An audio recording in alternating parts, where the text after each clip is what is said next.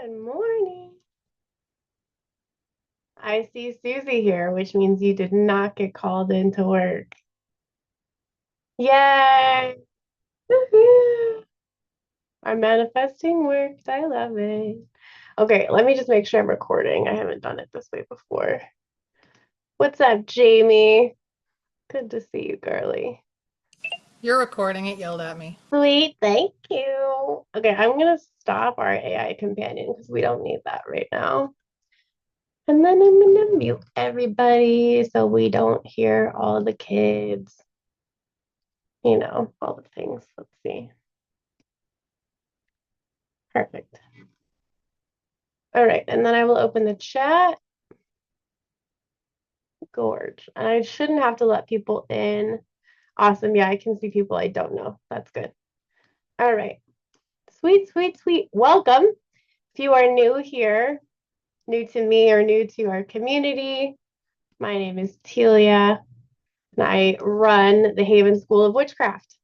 Some people you can see along with me here are members of our school. This call is also open to people who are curious about Haven, curious about witchcraft, or maybe you just need a specific question answered, and that's okay too. I know for me, watching people on YouTube and trying to discern who was right and what was right and finding the right path and getting someone to set me straight, right, was really hard and also influential. I learned a lot through watching videos of conversation and listening to podcasts. So I figured I literally run a school of witches. We should be having conversations, some of them that the public can see. So some of you guys I get to see for the third time this week on Friday. I'm so excited. Y'all must like me. We spend time together. I love that. Susie says her daughter Raina and cousin Ebony are coming. Awesome. Awesome. Awesome. And Jamie claims Jen. Awesome. All right. So I'm going to get into our Q&A channel so I can look at the questions for today. All right. Let's see. I got a new book of shadows. Any advice on how to protect slash lock it from prying eyes? It doesn't have to be a tangible lock, just two clasps. Any way to layer the protection, like holding someone accountable and unlocking it to someone else with my specific permission. Okay, cool. So I love this question. Just so you guys know, I'm not going to say the first name of the person who asked the question. If you're at Haven, you can go look at the Discord and look. But that way, if someone's partner is watching or they're in the room with you, I'm not going to say who asked the question, just so that everybody knows. But the person that asked this question, I love this question because all of us, I mean, maybe not all of us, but I think we're all aware of what happens when you have like a diary or you have some external place that you put your thoughts, right? We're worried about that with digital security a lot right now, but also like 3D matters too, right? Mundane matters as well. So when we're working on a diary or a journal or a book of shadows, we don't want somebody peeping in our stuff, especially if maybe there's somebody that we live with that might not approve or somebody that maybe we're doing spell work on them and we're documenting it really, really well because we know that's important. And then they find our book of shadows and are like, right, we don't want to do that. So ways to protect it. We always address mundane first, right? Always address the mundane first, and then we address the magical. So I would say first, when you are making sure that you're keeping it safe, don't leave it out, right? Don't publicize what it is. Someone in a class a couple of months ago asked, what happens when you're at the hairdresser and they know you're a witch? And I said, I don't tell them I'm a witch at the hairdresser because they have their hands in my hair, right? That puts me at risk.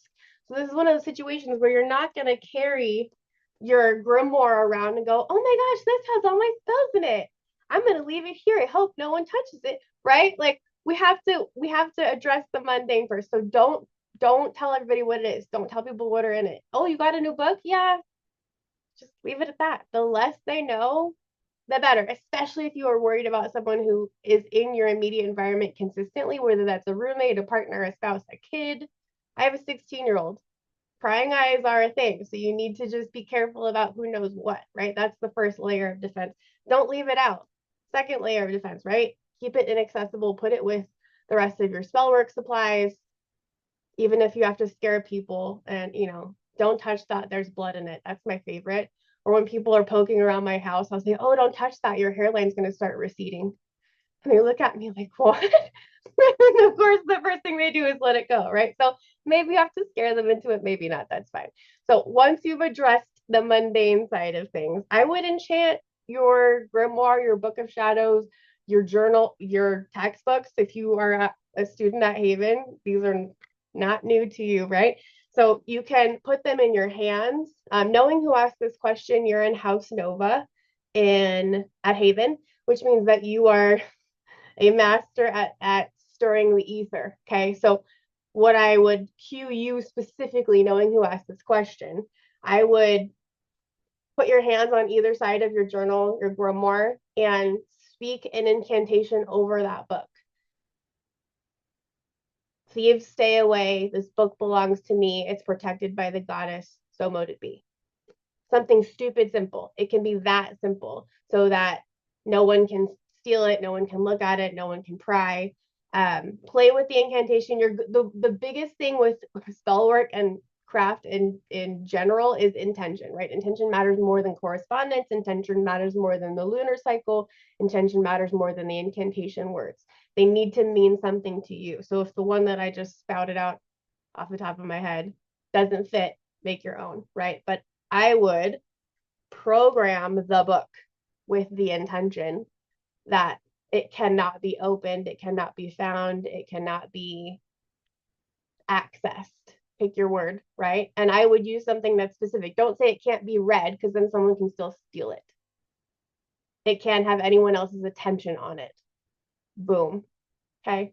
So just be careful with your wording. Make sure that you're inclusive because if you only script your incantation against reading or against, I don't know, they can't take it, but you leave it open, they can read it and flip through it. They can pick it up, but they're not stealing it if they give it back to you, but they've read it. Right. So just be careful about how you word your intention. But I would enchant your book. You can also do a content word similar to what I have for our content at Haven. Y'all that are students know if you share like our replay links or our PDFs, you activate a word. A ward is just a location based protection. And this specific ward does a number of things, but other than alert me, it will reroute that person's blessings to me until they apologize. They come forward and are accountable and apologize. So you could also do something like that. You could create a ward that's a protector ward that even if you don't want the baneful side of it, it could alert you, right? Create something that maybe I know because I know what your book of shadows looks like and there's a crystal in the middle. Maybe program that crystal with this kind of fail safe where if somebody has bad intentions, they can't even get close to it. If somebody has nefarious, I don't want to say intentions because they might have good intentions. They might just want to see what's going on or let me look at your book, right? Maybe they're going to admire the craftsmanship. You don't want them anywhere near it. So maybe you program that crystal for if someone is going to come for my content, I'm using that word loosely, but come for my content, it's shielded from them. They can't even access, they can't find, they can't locate, whatever.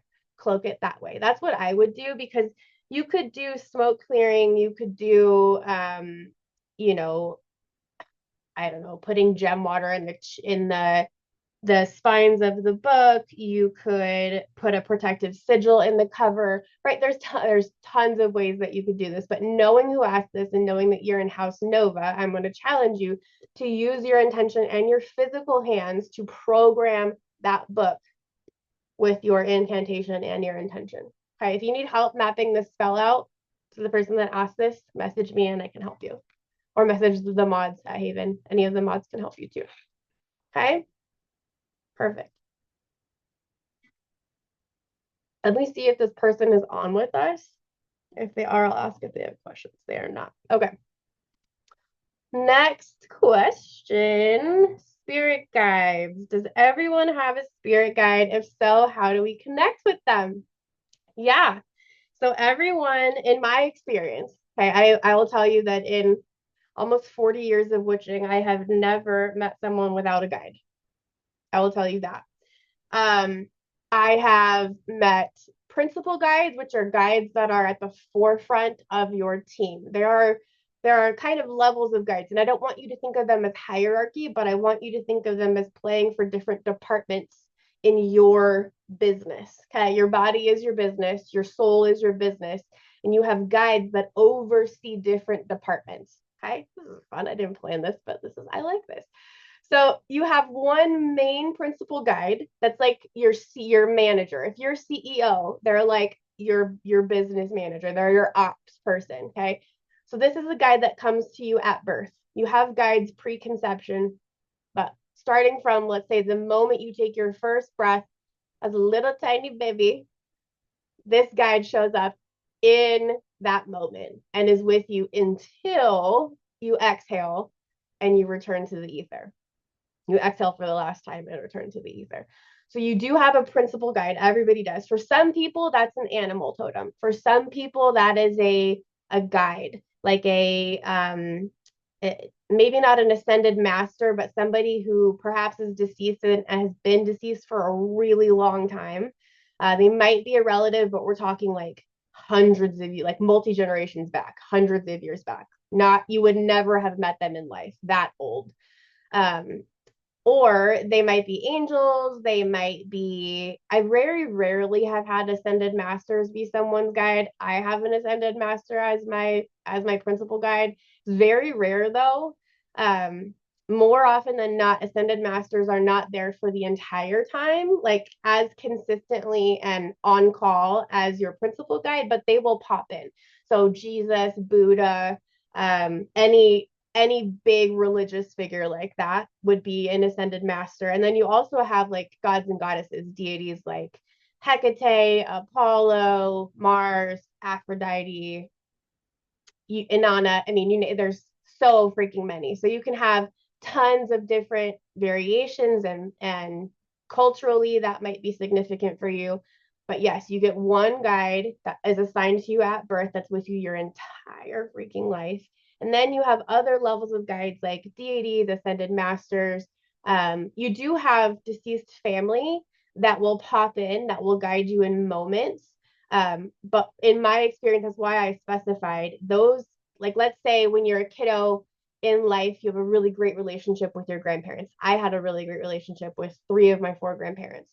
Um, the fourth was not living when I was living. So those relationships, two-thirds of those grandparents are now in the ether. And I get to see those two grandmothers when I ask for them in the ether, especially my maternal grandmother, right? So they come and they hang out and they'll pop in when I need help, but they're not with me all the time. When I see someone has a guide with them and it is someone who's perhaps related to them or an ancestor, it's way, way, way, way, way, way, way far back. So I specify that because if you lose someone that you love, doesn't mean that they're negated from showing up for you and guiding you and being with you and giving you advice and counsel and putting good things in your path. Of course, they'll protect you absolutely. But it doesn't mean that they're your guide that's going to be around for forever. They're typically, in my firsthand lived experience, they're there for specific areas of life. Like my grandmother will get on my rear end if I have not done my laundry. If laundry is starting to pile up, I hear about it from her before I hear about it from anyone in my house. Like, what's going on with the laundry? So like hear me when I say that I don't hear from her about when I'm cooking. I don't hear from her about when I'm, teaching witchcraft. I hear from her when my laundry is overflowing. Okay. So like they do retain a little bit of their personality in the ether that they had here. Which helps that connection too, because you know what to expect. But if you have a guide that happens to be related to you, they are way, way, way, way, way, way older. Lots of reasons for that. We don't have to get into that here, but yes, everybody has a spirit guide. The second part of your question was how do we connect with them? So there are lots of ways. The person who asked this, is in semester, which is our 13-week foundation program at Haven. And we do learn that in semester. There is a whole section on getting to connect with your guides, intuitive development, hearing your guides, connection with them. But for now, what I'll answer here is that there's lots of different ways to experience psychic information. And I'm calling it psychic information as a really big umbrella term. Okay. I'm not going to get into, is it fortune telling? Is it looking forward? Is it intuitive? We're calling it psychic info. Okay. So when you are receiving psychic information, that can look a lot of different ways. It can come through what's called the clairs, right? Which is like claircognizance, that's knowing something without knowing how you know it. Clairsentience is knowing something by feeling. You walk into a room and you know that person is sick, or you know that person's pregnant, or you know that person is going through a breakup, right? You feel it. You have no way of knowing, but you just know, right? That's clairsentience. Clairvoyance is comes from voir, the French verb to see, and that's, well, clair is also clear, so clear seeing, right? That's when you see things. So you might see apparitions, you might see shadow people, you might see color mists, you might see auras. This is similar to being able to see with your physical eyes and also being able to see in your mind's eye. That's clairvoyant as well. So if you are somebody who, if you close your eyes and I tell you to picture a purple elephant and you can see a purple elephant in your head, there's a large chance that you're clairvoyant and that spirit can drop images into your mind as a way to translate what they're trying to tell you. That happens a lot. So claircognizant, clairsentient, clairvoyant. There's clairgustant, which is clear tasting. Sometimes, like, I will taste blood if I'm at a location, a geographic location where someone has unalived or been unalived. I can taste blood because I know that that's what's been going on. Things like that. That's like clear tasting. It's clairgustance. That's more rare than the others, but still there.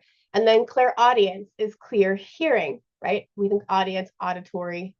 So when we're hearing things like maybe we have high pitched noises, or we hear words, or we hear our name called, or a door shut, right? Some people hear their guides with their physical ears. This is also you hearing them speak inside your head. It might not be a voice that you can hear with your physical ears, like you can hear me right now through your AirPods or your earphones or your speakers, but it might be when you read a book and you hear the words in your head, or you think to yourself, I should really go do that today. It's that kind of hearing too. That kind of speaking also counts. A lot of people are quick to discount, oh, well, I don't hear it with my physical ears. It still counts. I see it in my mind's eye. I don't see them in my with my physical eyes. That still counts. Like, there's no, and it's not a measuring stick, right? For a long time, I lived in a house with my nuclear family where people were clairvoyant with their physical eyes. They could literally see the person walking, tell me what they're wearing because they could see it. I don't see that way. I see with pictures dropped into my head. So instead of seeing a dude walking in a flannel that I can see is deceased, I get pictures of him here. I can't see him with my physical eyes, but if I close my eyes and I'm looking at the street, I can see him walk. I can see what he's wearing. So it's no less special, it's no less valid because you can see it in your mind's eye versus your physical eyes, or you hear it in your mind versus hearing it with your physical ears. Do not discount yourself because of that. My son, my 16-year-old, has clairsentience, and that is, again, clear feeling, right? So very, very tactile. And he would actually evaluate in grade school who he wanted to be friends with by high-fiving them. He called it his spidey senses because he was 10 and we needed to, dress it up a little bit. And he would high five them and realize, like, oh, I don't want to, he would know just from instinctual, from touches. He's also an Aquarius, right? So quick thinking, oop, I don't want that. I don't, oh, I can be friends with you. You're safe. I can be friends with you. He would literally, all it would take is a high five. And he's so sensitive that he would just feel like, Mom, I don't want to be friends with them. Okay. Or it happened with a therapist once. He shook a therapist's hand. We left the session and he said, that's not the therapist for me. I felt the ache when I shook his hand. I said, okay, that's all the information that I needed. I trust his gifts, right? And that, what a beautiful thing to allow him to trust his gifts too. He's now 16 and one of the most spiritually resonant people I know. So yay for that. Jamie says, when you suggest us to look into a specific goddess, could this be ours? Yeah. Yep. I suggested who I suggested for you. I don't know if you want me to say it, but I suggested who I suggested for you. Okay.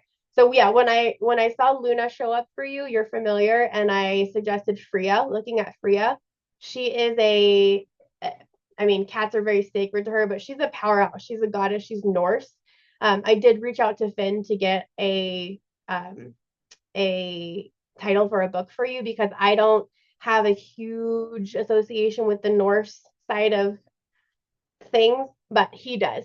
And I trust him. So as soon as I hear back from him, I'll get that to you. But yes, there is a reason I suggested that. It did not come out of nowhere. I was waiting for confirmation and then I saw Luna and I was like, okay, I'll tell her.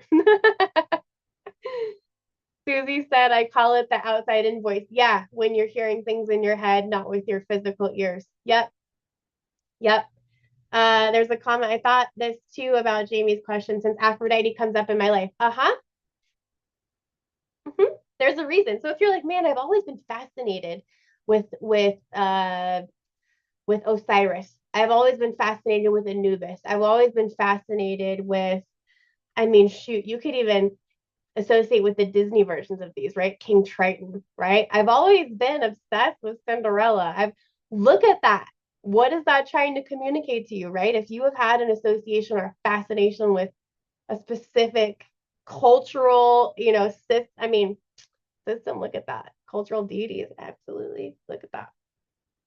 Mm-hmm. Aphrodite, yes, ma'am. Okay, next question.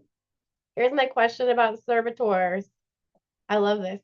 Hey, TL, I have a question about the creation of servitors. I've done the worksheet and written out everything about my servitor. Does saying my activation phrase out loud create them, activate them, or is there more to it? Good question. So this comes from someone who is in a semester and has graduated council. They're going back through council and creating a servitor. So I'll give you a little bit of context about what that is before I answer this person's question. Um, so a servitor is a magical being that you as a practitioner create. It is not a free thinking, gets to walk all over the planet and do whatever the F it wants, right? Being. It is not something that has free will. It is not something that gets to just run amok and cause chaos.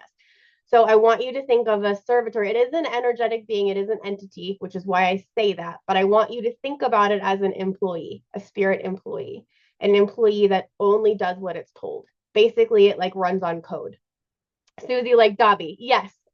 Yeah, but Dobby's a free elf. These are not free elves. Yeah, exactly. Yeah, Dobby has no master. Your servitors, yes, they answer to you. Yeah, yeah. That's why we program them specifically without the ability to create more servitors because then it's fucking chaos. That's when you have to call me in and I fly out and I deal with shit because it's a whole thing. Yep. So yes, like Dobby and that they work for you.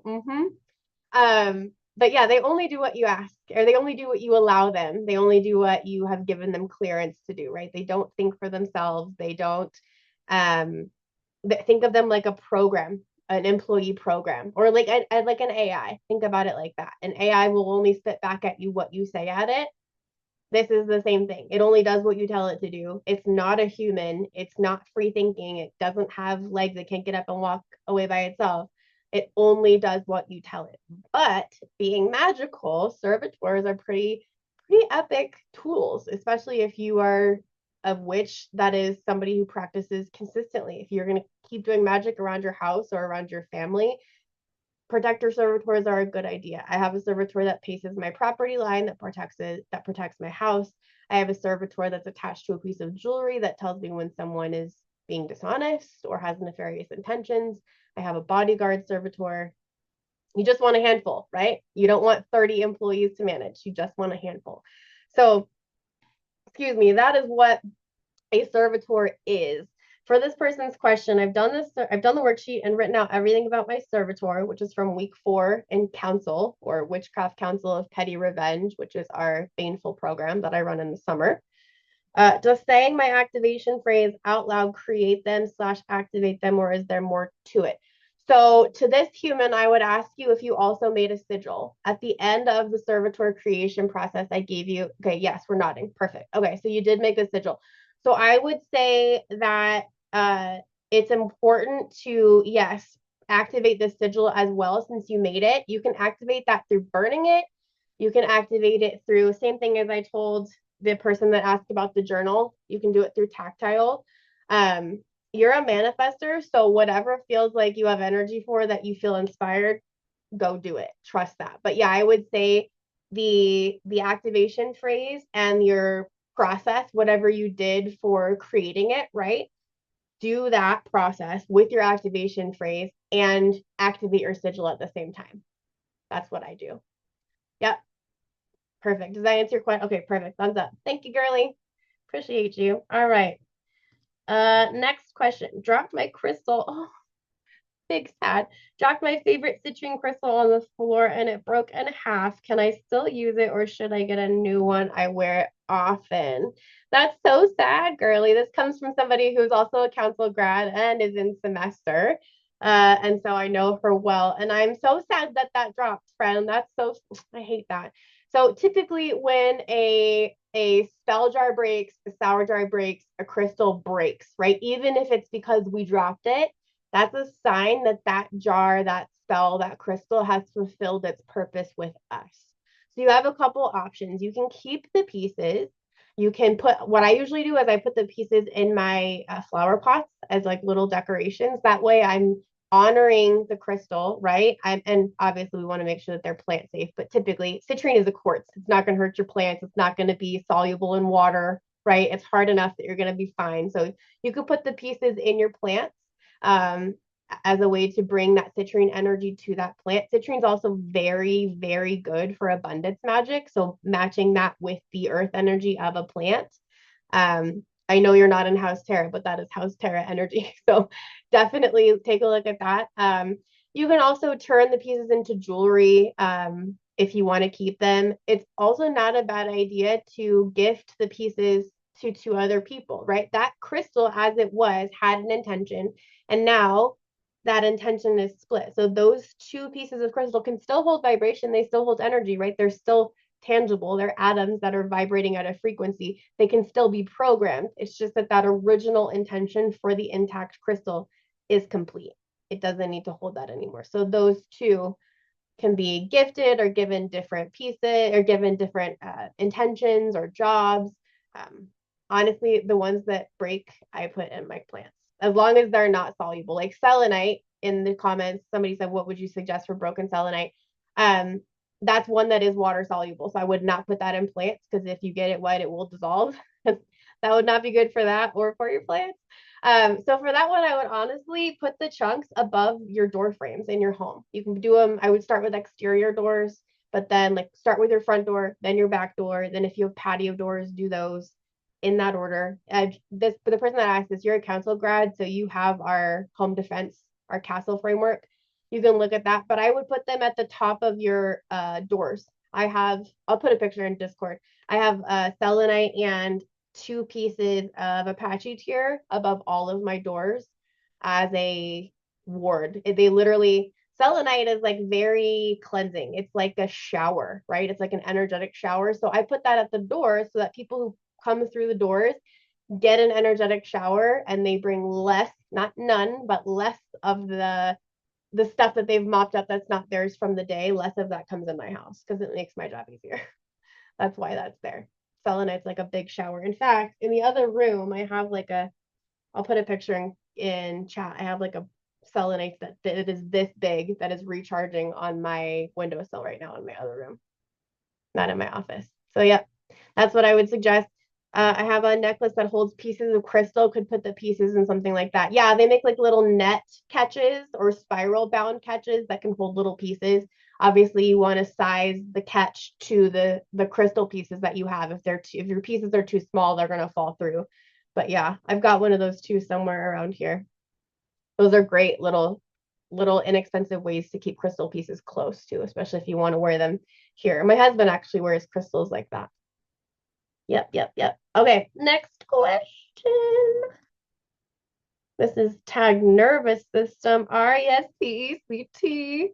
Hi, Teal. My partner is amazing 99% of the time, but that 1% can be a real bitch. Rides right on my fight or flight nerve. I'd like to protect my personal boundaries and space within our home, like him not complaining about you're on the call, so I'm not going to read specifics. Me playing the bowl, being aware that disrespect. Yeah, okay. Don't want him to be sour towards me because the 99% is great. Thank you for guidance. Okay, perfect. So we have a situation where someone's partner is like really, really great, and there's that 1% that just grinds their gears, right? So if you're here, you can hands up for those of y'all. My husband can't see me, and he would not be upset that I said that. This is going on YouTube. Babe, sometimes you piss me off. Like, not a secret. Part of being in a relationship, we deal with each other's shit, right? It's about how much of each other's shit are you going to deal with, and what's the shit that we're dealing with, right? Different things we got to consider. Love that the 99% is there. Get that right there with you, girly. And I'm sure my husband would say the same thing about me, right? 100%. Um, but there's a few things that sound like that you do and they irritate him, right? You're doing things that you want to do and he complains and you're like, can we not, right? And then when he is disrespectful, you're like, hey, I need to set this boundary. I love all these other things, and this is the maybe 3, 4, 5 things that I just don't like. Totally get that. 100%. So I would say the first thing here, because you're a student in semester and you have the inner work, right? When I hear you say fight or flight nerve, that brings me to the wound of distrust. So I would ask you, not here because this is not the space, but we can do it inside class if you want. But I would ask you to look at that wound of distrust and see if there's anything that he's doing that's making you feel unsafe. Not that he's unsafe, but that you're feeling unsafe from a past experience. Is there a past experience in your world, in your lived experience, where you were doing something and you were in your element and you were like, yeah, I'm having my time of my life, and someone complained and had a problem, and you were like, oh no, now I'm going to shrink my light and I'm not going to feel safe. Totally normal biological reaction, right? When we are big and someone does not handle our bigness well, instinctually, what do? We keep ourselves safe, and that looks like this, right? But then we start to grow and we realize, oh my God, I'm tired of keeping myself like this. And when we start to get big again, guess what happens? Now someone's reacting to us at this. We're not even here yet. We're just here because they've been used to us like turtles, right? So it can be really hard because what feels like maybe pulling teeth for you or starting to crack that open in memory of how big you remember it being, maybe as a kid or doing something that you really love, something that lights you up. When we want more of that energy throughout our life, but we don't necessarily feel safe, and so much so that it triggers our fight or flight, we go to that kind of response. My first nudge is to look at what is he doing that reminds you of someone else that used to do that. Because I don't think I mean, it is him, this is his behavior, right? But if if this is really literally the 1%, and it's a complaint about something that you're doing that you love, that yes might affect some auditory space of his, right? Say we're playing music loud, they're like, I don't like it, or we're cooking something that makes the house smell and they don't like that. Phil hates Brussels sprouts. Whenever I cook Brussels sprouts, he's like, yeah, bro, I want to eat them. You can handle it. It's a night. Like, go outside and smoke a bowl. You'll be fine. Right? Like, when we have those moments, right? If it's really just the 1%, and it's not that often, and it's causing a reaction that's this big, I would look at it. If it's more than that and it's more than the 1% and you're being kind, that's cool too. All that means is we have some communication differences to look at, because you're probably think that you're being really clear when you're saying it, and he's like, she's asking me to like stop saying stuff. I've stopped saying stuff, right? Like, some like I told Phil, I was like, I need you to be closer to me. And he's like, we have sex all the time. And I was like, no, I don't mean that. Like, I want to like cuddle. I want to watch TV. Like, sometimes you have to translate in words that are not maybe the first ones that you maybe used initially, right? We gotta speak for the person that we're speaking to. So I would say in that instance, looking at this magically, you could use a honey jar, right? Put both of y'all in a honey jar, like together as a unit, because I do think you guys, you're strong. This isn't a relationship we're trying to get out of. You just want this situation, this 1% figured out. So add sweetness into it. Add drawing powder, which is just confectioner sugar. If you guys didn't know that. Um, add, you can make a sweetening jar, make a honey jar or a maple syrup, whatever sweetener you want to use to sweeten your guys' communication, right? I would also recommend that if there's an edge here for you around boundaries, if there's a chance that you're like, I really want to say this thing, but there's a part of me that's worried I'm not going to be safe, not from him, but from before, right? This is just our body reacting. If I want to say the thing, but I'm worried I'm going to be a bitch. If I want to say the thing, but right? If there's any of that, I would say look at your boundaries and I would do some protective work. We're going to actually work on that in semester next, clearing and protecting. So I would work on bringing some protections in just to reinforce those boundaries once you've said them. You can also do like throat chakra work, girly, like any sort of blue clothing, blue foods, blue. I mean, watch a visualization on YouTube that has blue like fractals or something. That will still help. The reason why I say throat chakra is the throat is the motor in human design. It controls all the other centers, and the throat is how we communicate. What's happening here is the noise is a trigger. The response to the noise is auditory and is also a trigger, right? So there's tons of air energy going around, and not only is the grounding important, but I think the balancing of that throat chakra for both of y'all is going to be really important. So make a blueberry pie this weekend. Serve it to him. He's going to have no idea, right? Or, blue shirt, dress in blue for the next 2 days, wear blue dresses. Doesn't have to be overt, it can be covert, right? And you're going to help elevate and balance that vibration because you're obviously trying to project and I don't feel like he's sure what the fuck to do. So that will help not only you communicate in a way that he can hear. I do think you're being clear. I just sometimes the receiver doesn't speak the same language. That's all, right? So maybe that will help. I would say throat chakra for sure. And then look at those things with the inner work, right? Look at the wound of distress and then just take a peek at boundaries. If those are hard for you, I mean, that was my lesson in my early 30s was learning how to set boundaries. I went no contact with my biofam. I'm still no contact with them 5 years later. So there's a lot of work to be done with boundaries, regardless of where you are on your path. If that's resonating, you'll know. Okay. Bueno. Let's see. Protection in spell work. What are your main essentials to make sure you are protected and ready before spell work? And then your essentials for closing it. Ooh. I like this. Okay. So, what are your main essentials to make sure you are protected and ready before spell work? And then your essentials for closing it. So, you always cleanse before you start anything. Always cleanse before you start anything. And you call in a circle. If you're in semester, we learn that next week. So don't stress. I'm actually going to walk you through circle casting on Friday.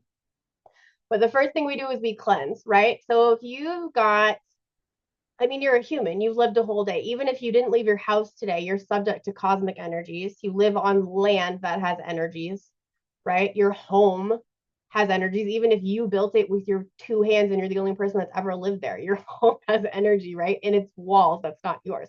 So we always want to make sure that we're protected. And that's in the best instance, right? That's assuming you haven't opened portals, you don't have spirits in the house, you don't have angry Aunt Edna that is, shutting your cabinet doors in 2 a.m., right? Like we're assuming everything is fine and you're just needing to cleanse the residuals. If not, even more so, you need to cleanse. But first step is cleansing before anything. And then second step, the way that I teach is to cast a circle. Now, it's important to note not every tradition, not every teacher recommends casting a circle. If you graduate Haven and you're like, I'm never fucking casting a circle again, cool. I have no stake in that, but it's important for me to teach you how so that you know, right? And at least while you're at Haven, we cast circles before we do spell work. After you graduate, I don't care. But casting a circle defines your magical space. So when we talked about the castle defense model and council, because you're a council grad, we start first with protecting us, and then we protect our physical space, and then we protect our spiritual space, our bigger bubble, right? Not our aura, but like our bubble. So first I would say same thing with cleansing. Cleanse yourself, cleanse your space, cleanse your bigger bubble, your spiritual bubble. And then you're going to protect those things too. And then I would cast your circle. So those are my prep steps. And casting a circle is the same thing we do when we do the elements dance. It's air and then fire and then water and then earth. And then we call the center spirit at Haven, not ether. We call it spirit. And you can go in that direction if you want. East, south, west, north, and then center. So that's how we cast a circle.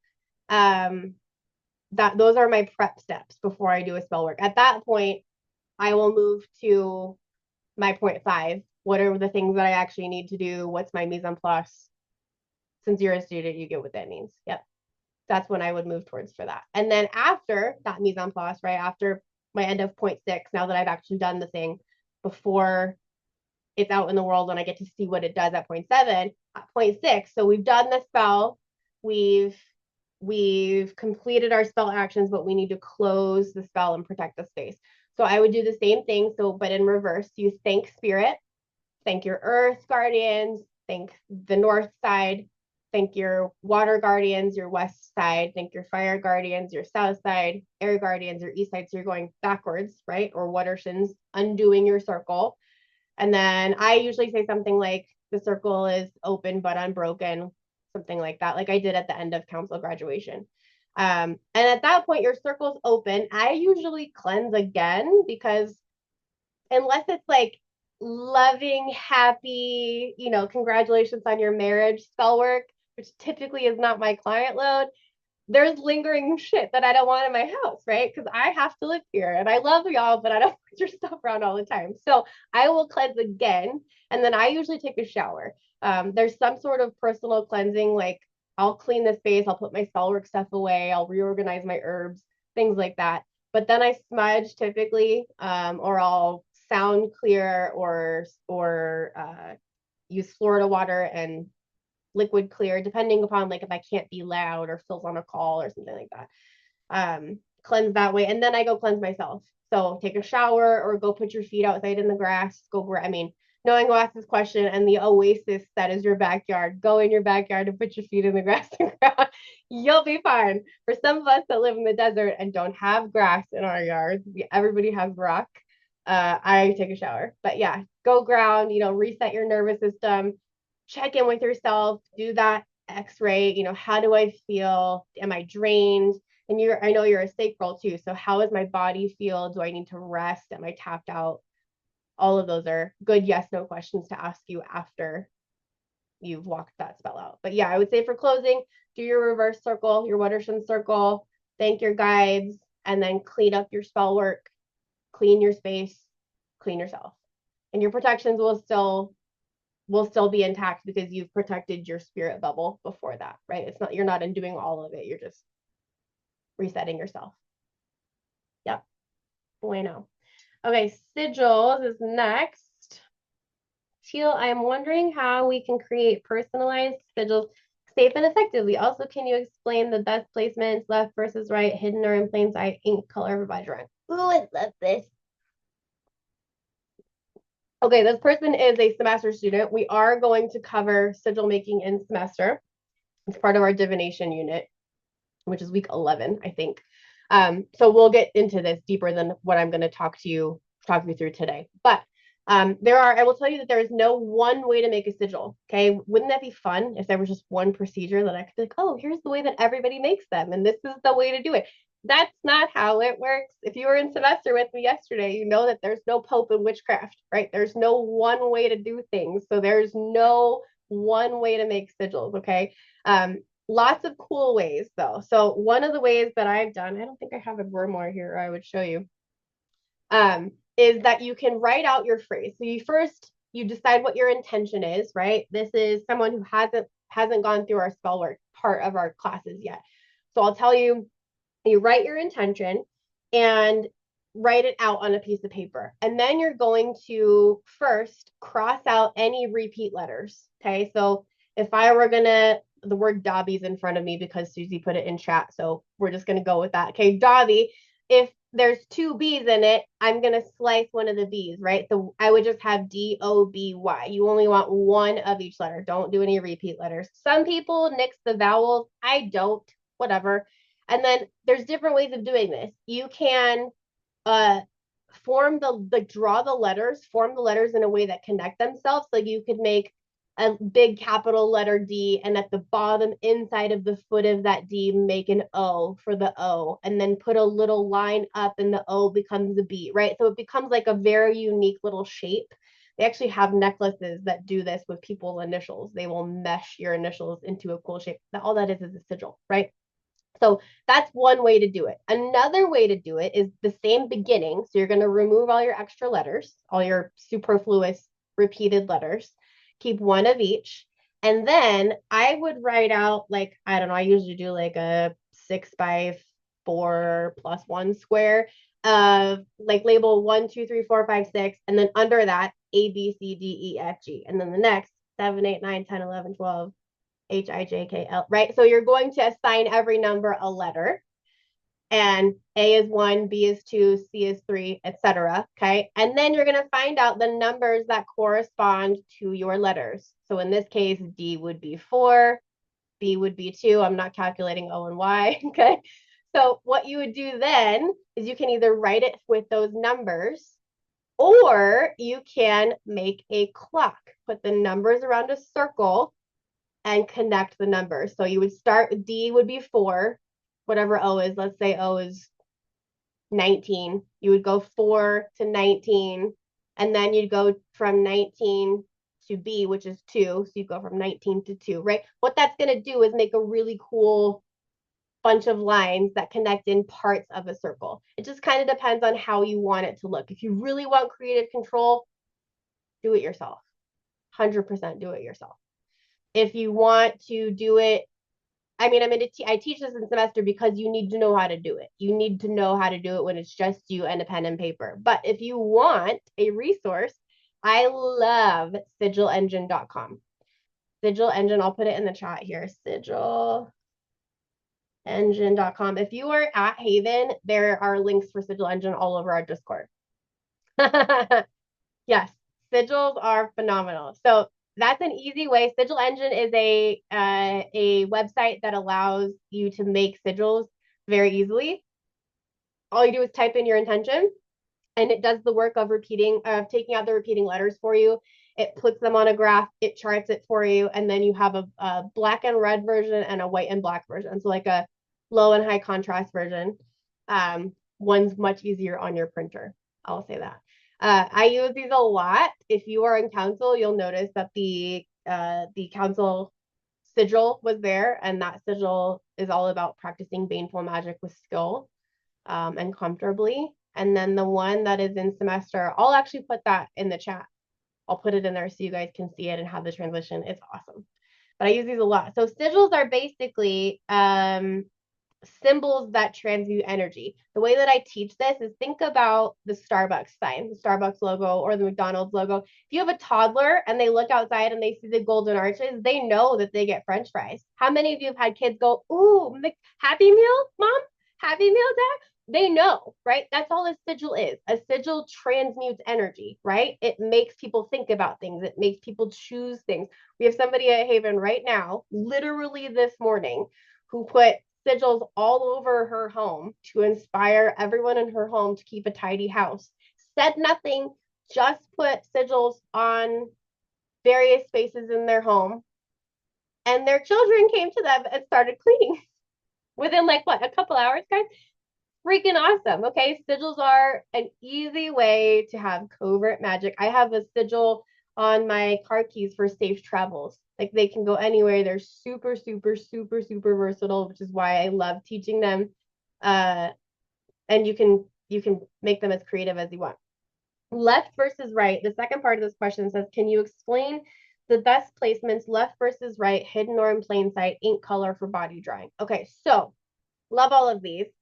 Left versus right. Left is more femme. And what I'm saying when I say femme doesn't mean woman. Femme is a polarity and energy, right? So softer and receiving. That's what I want you to think about. Femme is receiving. When I sense someone's energy, I do that through my left hand because that is receptive. When we give energy, we do that through our right hand. That does not mean if you are left-handed, it's opposite. It's the same thing. Our right sides are mask. Our right sides are giving, are providing versus receiving. Okay. So you get to decide based on your sigil what side you would like it on if you're going to draw it on your body. If I was going to draw a protection sigil, I would draw it on the right side of my body. Protection, mask. Protection, black and white.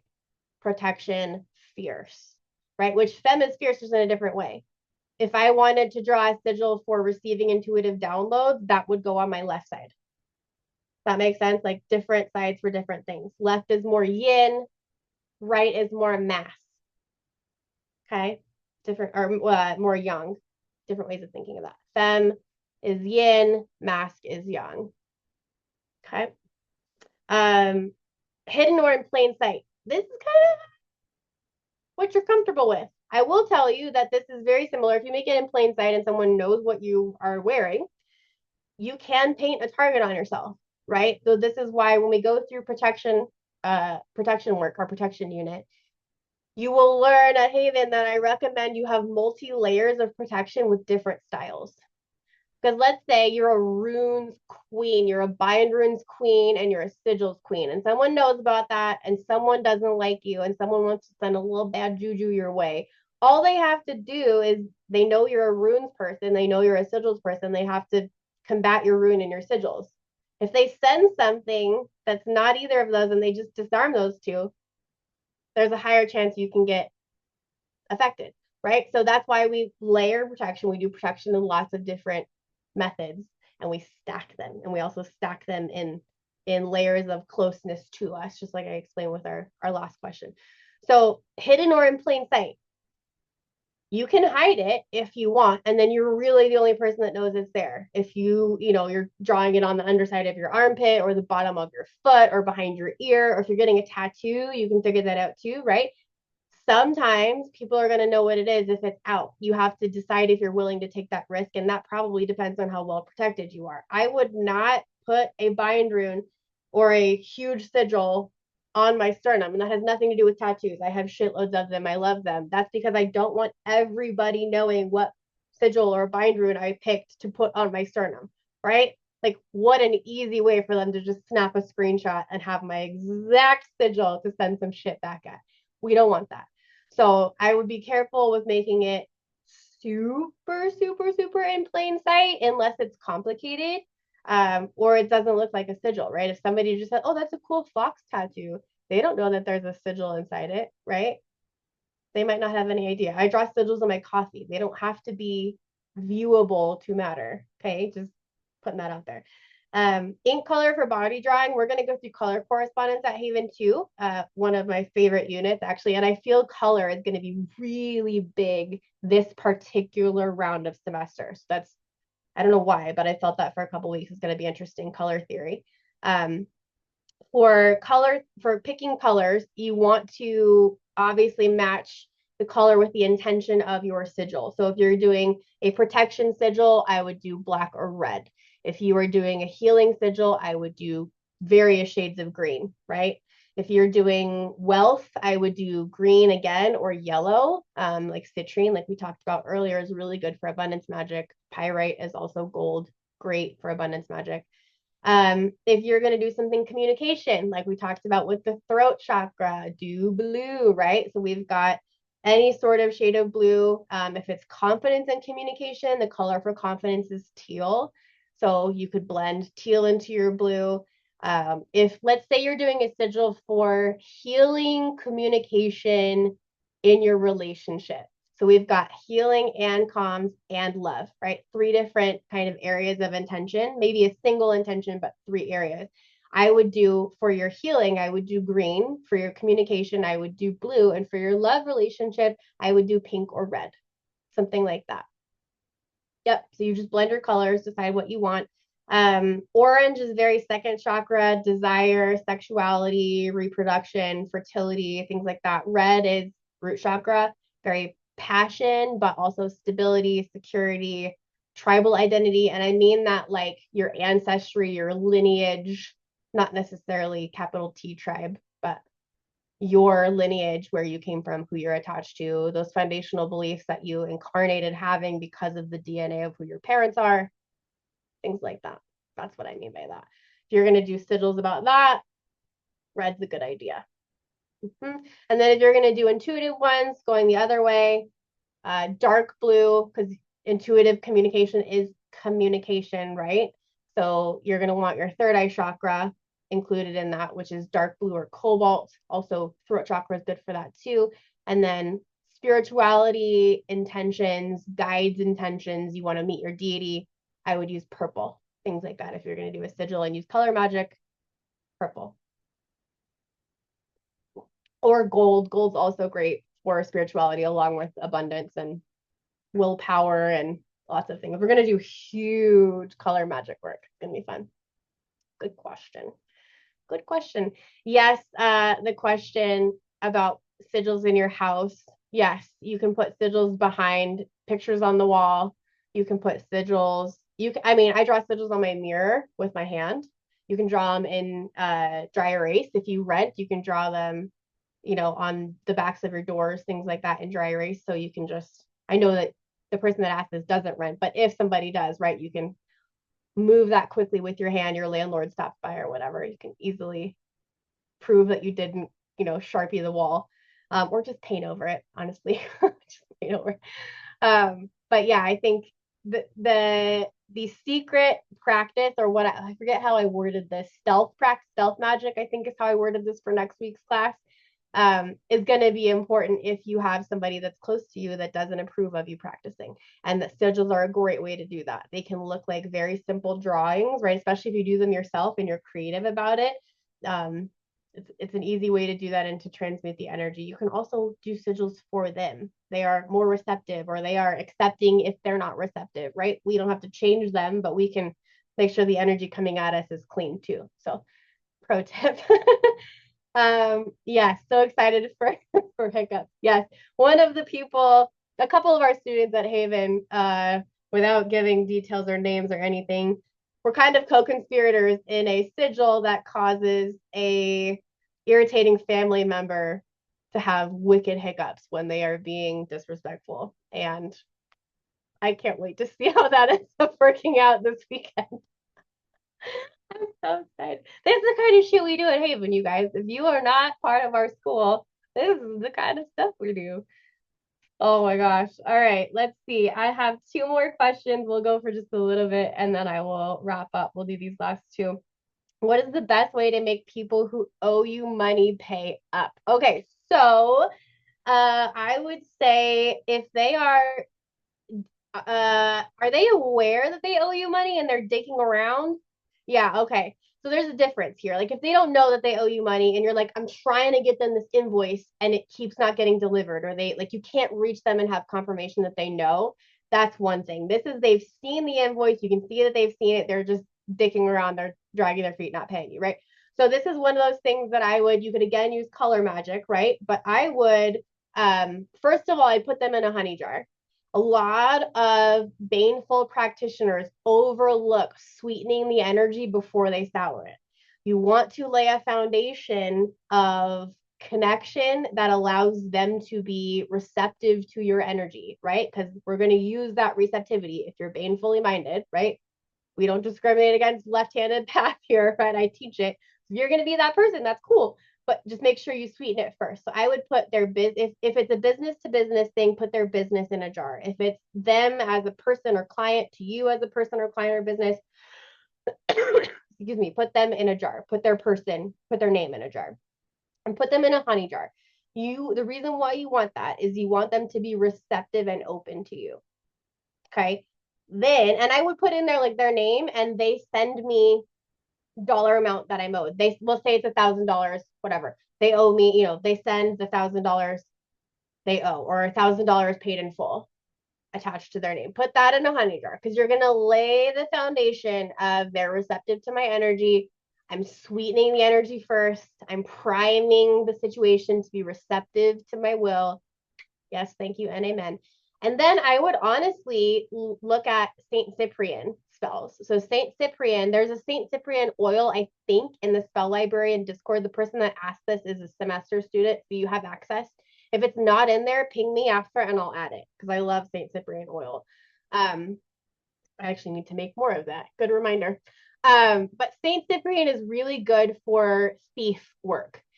Last summer, my husband's car got broken into, and I used, after like all the mundane things, police reports, calling, insurance, all the bullshit, I ended up applying Saint Cyprian oil to a candle and burning it, and we had restitution and $1,200 back that we paid to fix the car. Like quick after months of nothing, not like nothing. So my point here is that this is more thievery than it is negligence, right? It's more thievery than it is they're just caught up in maybe ADHD paralysis and don't know to pay you. They're being negligent, right? This is not good. So I would use Saint Cyprian oil. I'm 99% sure there's a recipe for it in the spell library because of last summer and my husband's car.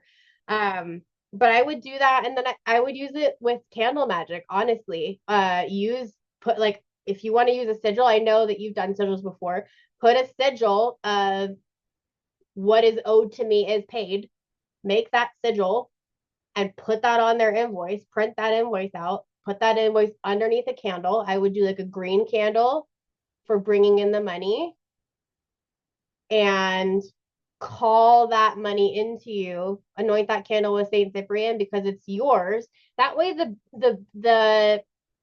the foundation of the spell is less baneful, right? Because you still need something from them. So can we force them to give it to you? Yes. But it's easier if we sweeten it and we send Saint Cyprian and say, hey, these people are thieving from me. Please get that money for me. Please have them send that money.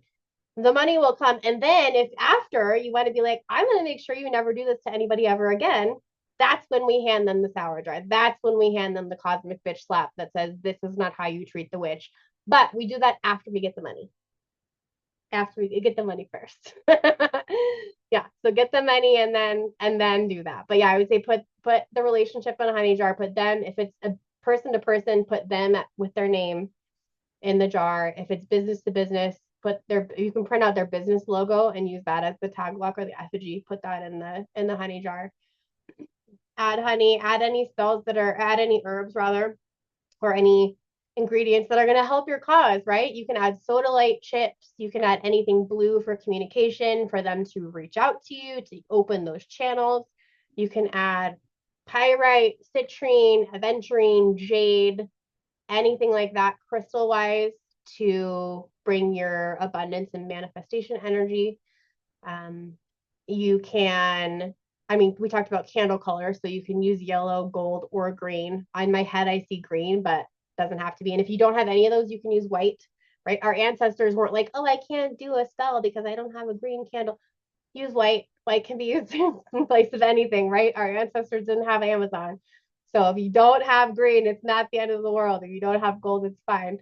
I would say just make sure that you pick something that's aligned or use white so you're not working at cross purposes. And then once you get the money, we'll celebrate because that's great. We want to make sure that we celebrate that energy.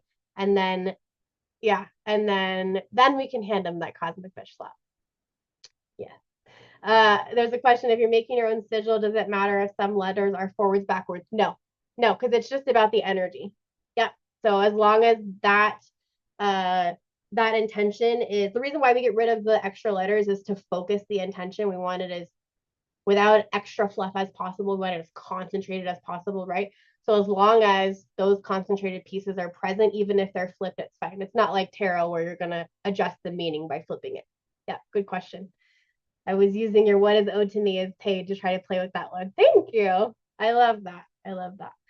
Yeah, that's a good one. I love playing with sigils and making them. Y'all know Rebecca is queen of sigils. It's hilarious. Okay, question about honey jars. You said you can't sit still. That's okay. None of us can sit still. I'm pretty sure a common thread of all Haven students is that we're all neurodivergent and have ADHD. Patron saint of ADHD. If I get canonized when I die, which will not happen as a witch, but just in case, I hope to goddess I am the patron saint of ADHD witches because it's amazing. I built my school for ADHD witches. I've been pacing them. I'm on a treadmill. I'm at my desk, which is a standing desk. I'm standing right now, and I am standing on my walking pad, but I'm not walking because it would make too much noise. Hilarious. Okay, last question. If you did a honey jar ritual with a likely dysregulated nervous system, should you break it down and redo it? I do understand there are other reasons as to why it may not have worked. However, per my readings, our reading, and everything else happening, I strongly believe it otherwise should have helped. The question is actually about any spell in this sense, but wanted to provide an example of the one I'm contemplating redoing. Perfect.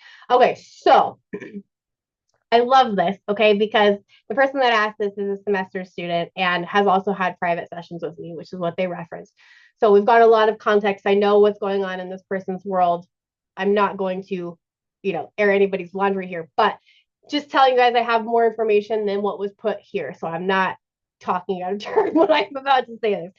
I think, girly, that this, if you are aware, you know yourself so well, you are aware that if you were that dysregulated making that jar, then I want you to trust that, right? Like you're a projector, you're an emotional projector. It's been a while since you've done that that jar. And you're also House Terra, right? So this is probably you. Yeah, you're kind of to the full moon. You're probably like feeling, okay, this is one of those things that's ready to go. I'm holding on to it. It's ready to be composted. Yeah, you're a Taurus too, Carly. Yeah, okay, yeah. Earth sign madness. Sometimes Earth signs gotta let go of shit before we're ready. And I say we because I'm a Cap rising. And that's, y'all, that is such an Achilles heel for me. I hang on to things way longer than I needed to for so long because loss is hard, right?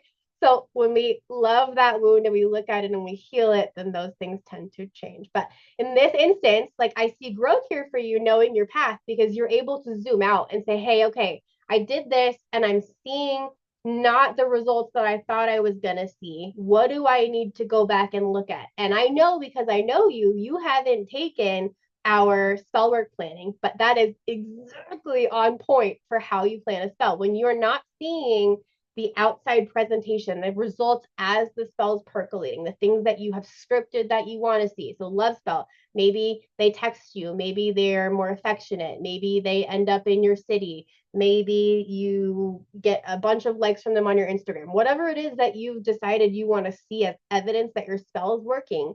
When we've given it a bit of time, because we have to account for time and space when we live on this planet, and then we're not seeing that, we go back to the two spell work points that are attached to that. And we say, okay, I'm not seeing it. What was my intention? What did I actually intend for this spell?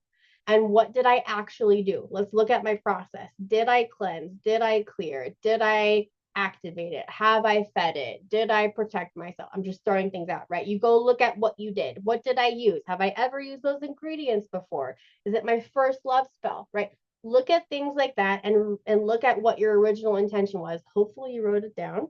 Now that you're at Haven, you know to document everything, right? But look at that or see if you can remember. If you don't remember, or if you, I mean, you're a projector and you're emotional. It's been a minute since you made this jar. Trust yourself. If you're feeling like this is not, I was dysregulated, I can't clearly tell you what I did, I don't remember what I used, I mean, maybe you were so out of it, you don't know what, you didn't write down procedure. I don't know. Maybe you don't remember all of your intention, you remember some of it, or you don't remember exactly when you did it. Things like that all point to, yeah, if it's been long enough, I would undo it. So to do that, not knowing how you did it, if you sealed the jar like wax, I would just melt the wax, unseal it. Um, Anything that's biodegradable and is not going to hurt the planet can be buried outside. You can do it. It's a love spell, so it's fine to do on your property, fine to do in your vicinity. It doesn't need to be taken off property or anything like that. The jar, if you can get it clean, like meaning physically clean, like there's no wax strips and stuff, and then smudge it or water cleanse it, salt cleanse it, put it in moonlight, whatever. You can reuse the jar if you want to. You don't have to. There's also no rule that says you have to break the jar for it to be done. Like we talked about breaking candle or breaking crystals, or if a spell jar breaks or a sour jar breaks. If it does that by itself, you did it. The spell is done. It's done its job. We either need to now see immediate results or you need to adjust, right? This is not the same thing. When you're undoing it, you don't need to smash it because you're already undoing it. And as you're undoing it, I would just, give gratitude to yourself for things that you've learned since then. Gratitude for maybe the way that the spell did bring love or attention or energy, whatever it was, to you. Maybe not from that person, maybe not the way you wanted, right? But that's another part of our spell work plan. Right before we complete that spell, we make notes on what worked and what didn't work, so that the next time we do a love spell, we can say, oh my God, I used yarrow for emotional balance. It did not fucking work for me. I do not need to use that again. Or man, I decided I was going to use oil, like love oil. I don't think I want to use like stuff that has to be, maybe needs physical contact. Maybe I want to do like candle work this time so I can do it remote, right? You wouldn't know that if you didn't have notes from the last time. That's how we get stronger at our spells. So take a second as you're undoing it, make some notes. I really, I noticed this, or the honey was crystallized, or a bug was in it, or it tipped over 5 times, whatever's going to be important, you're going to know, trust yourself. And you might find too, knowing you and knowing you're a 3/5, you're gonna trial and error this. There's nothing wrong with that. Just because the spell didn't manifest the way that you thought doesn't mean it didn't work, right? It means we get to take notes and do it again. When I teach this, we'll talk about a spiral staircase. You can look out at the same lawn. You can see the same situation, the same driveway, but you're seeing it from a different perspective, higher and higher and higher. Every time you iterate a new version of your spell, you're going to see that same view, but from a higher place, which means you'll be able to see now cars, maybe, or flowers, or other parts of the garden you couldn't see. Your perspective gets wider, even though you're looking at the same situation. Yep. So similar things with spells. Perfect. All right. I think that's it, you guys. Let me look at the chat really quick. Not relevant to this jar, but what does it mean if the honey or liquid is seeping from the wax seal? Yeah, good, good question. So if it's honey or liquid, if it's a honey jar, I would say that there's something about a boundary that's not in place that needs to be. And that's that. I clearly love a honey jar. She said, me too. Me too. I have them actually. I put magnets on the top of mine and I hang mine on the inside. I have a a metal cabinet that locks that I have all my like vials of blood and shit in. And so I have magnets on the top of my honey jars and they hang on the top of my apothecary cabinet. So they're incognito. I love them. I have tons of them. Yeah. So when you are leaking honey, I would say that there is a boundary that was not maybe figured out. And I would look at the limitations you have around your intention. So like, is this somebody that I want to be with, but they're married? That's an obvious limit, right? And all you do is put them in a honey jar. Well, if your intention is monogamy with this person and they're married, you have steps to do before that to split that up, right? Just telling you what's possible, right? Not that you want to do that. I'm not saying you want to do that, but that would be working at cross purposes, right? You'd be putting somebody in a honey jar that has no actual legal ability to give you what you want, let alone on the ether side, right? Is already attached to somebody. So I would say, like, if you're seeing evidence of a honey jar leak, I would look at those two things. Look at the intention that you set and look at the limits around that intention. So if, like I said, if your intention was to marry that dude, but he's already married, we need to like adjust the boundaries that are there, right? I would also look at it. What are you seeing that's telling you, like, other than the leaking honey, what are you seeing that's telling you that you needed a boundary here? Is that person only messaging you on a platform that you like? Let's say you have a situationship.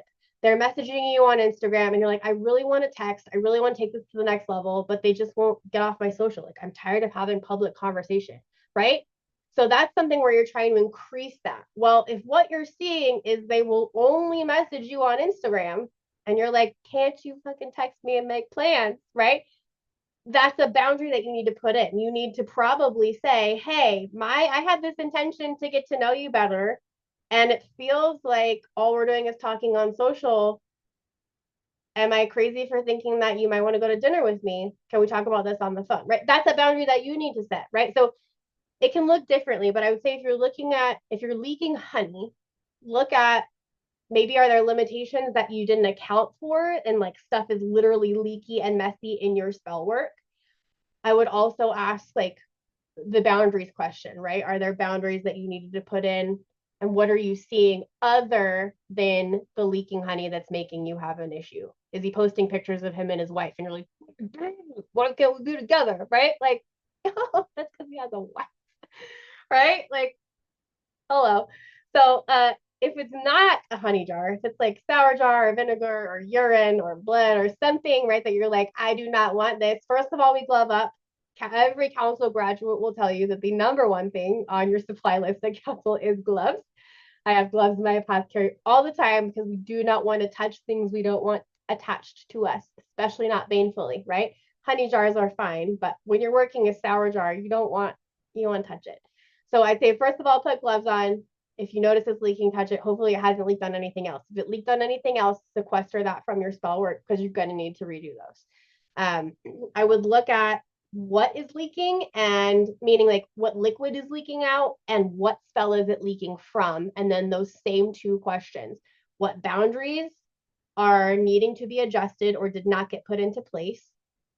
And I would look at what are the tools that I maybe need to fix this. Like if you don't know Baneful Magic, I would message me, come to Haven, send me a DM, right? Hop on here, ask a question. Because depending upon what it is, there's going to be different ways to navigate that, depending upon the purpose of the jar, depending upon who the jar is for, how long it's been around, where it broke, what it got on, right? So those same questions. What are you seeing? Are you seeing any other evidence of the spell, positive or negative? Maybe it's working and it didn't explode. It's leaking because it's over, right? Maybe you wanted somebody behind bars, they got locked up, and now all of a sudden the sour jar is leaking. That's because it's done, right? But we got to look at context too. So we got to look at the mundane, and we also need to look at what are the actual circumstances. You guys have walked through that we're seeing, right? What is the could a camera catch it? What's objective? This is leaking, not I fucked up my spell or it didn't work. Right? We don't know that. We just know that it's leaking. So try to be objective when you're looking at. Okay, go back in your notes. What was my intention? Maybe are there boundaries that are funky that either need to be reset or I didn't set in the first place? And then what am I seeing that tells me I need to adjust something and what do I need to do about that? And if you don't know, holla at your girl. Okay. Awesome. Wow. What a successful first Q&A. I loved this. I'm so happy we're doing this every Wednesday. Thank you guys for being here. I will get the replay out to everybody in a short while, and I will see some of you on Friday in semester. The others of you I will see next week here. Thank you for being here, guys. Appreciate you. Have a good rest of your Wednesday.